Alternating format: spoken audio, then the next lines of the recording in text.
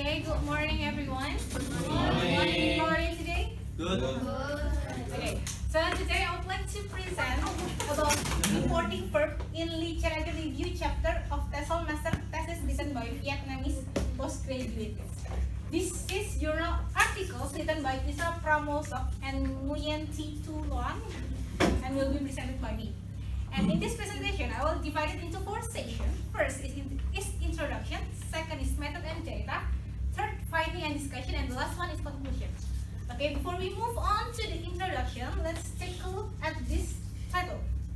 From this title, we will get the keyword. That the keyword is this one, reporting verb. So it means that in introduction, I will explain more about reporting verb. Okay, let's go to the introduction. Introduction, citing and reporting verbs. Why I use this illustration graph? Because it shows that relationship illustration graph. It means that citing is closely related to reporting verb. Actually, in your journal, the writers write many explanations about citing, but I only submit one explanation. This is from Jalilivar.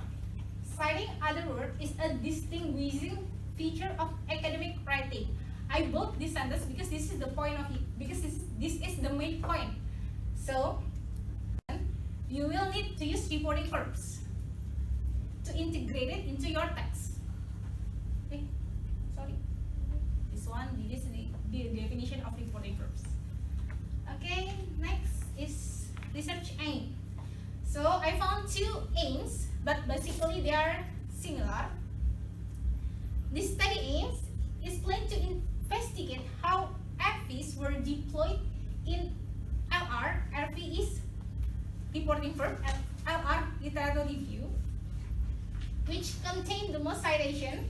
Why LR? Because LR contain most citation among 24 Tesol MA thesis by Vietnamese postgraduate students, and it will depot in terms of their denotative and evaluative potential. I will explain later. Okay, and here's the significance of the study. So the writers hope that by this study, the future writers will be more sensitive to evaluative potential of RV, and they can use them in conscientious and effective manner in their future academic writing. Data and method. Okay, here are the data. The writer used 24 electronic Tesol MA theses written during in 2009 to 2012, sorry, by Vietnamese students from all 3 universities in South Vietnam. The writers only analyzed the literal review, and the resulting corpus is 164,344 words. And here are the framework. Okay, the framework for analyzing RV. The writer used Highland classification in terms of their denotative and evaluative potential. Okay, here are the Highland categories of reporting verb. Okay, reporting, research, cognition, and discourse. Okay, basically, originally, reporting to research act, cognition, and discourse act is originally stated by Thompson and Ye, but Highland elaborated more in 2002.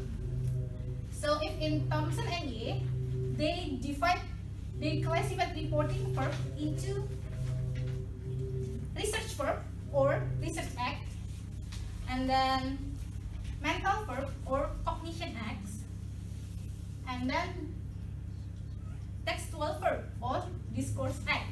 This called as denotative potential, and elaborated more into this sub, and it called as evaluative potential. Okay, here are the finding and discussion.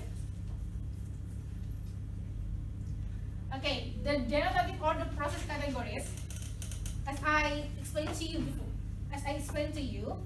denotative is only to research cognition and discourse. Okay, from this table, it were found that discourse act were found to be prominent. Discourse act were found to be prominent. Okay, this is the evaluative categories. From previous table, we know that discourse act were found to be more prominent, right? It found that assurance verb were mostly used by Vietnamese students, specifically infective verb. Factive verb is like state, describe. Non-factive is like argue and affirm.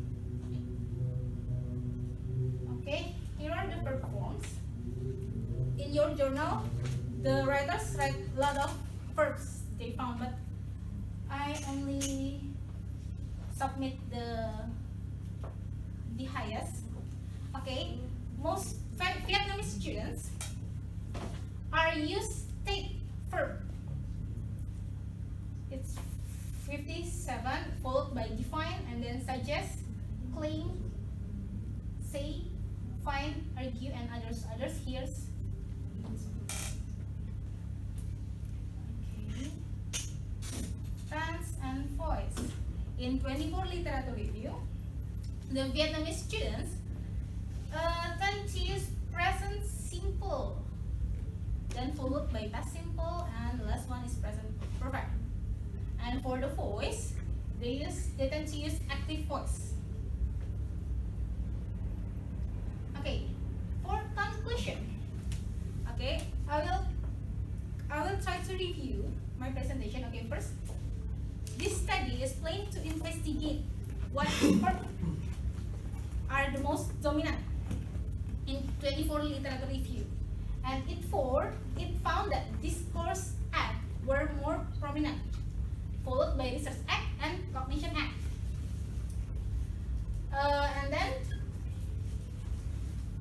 assurance verb are mostly used, specifically is in non-factive verbs. And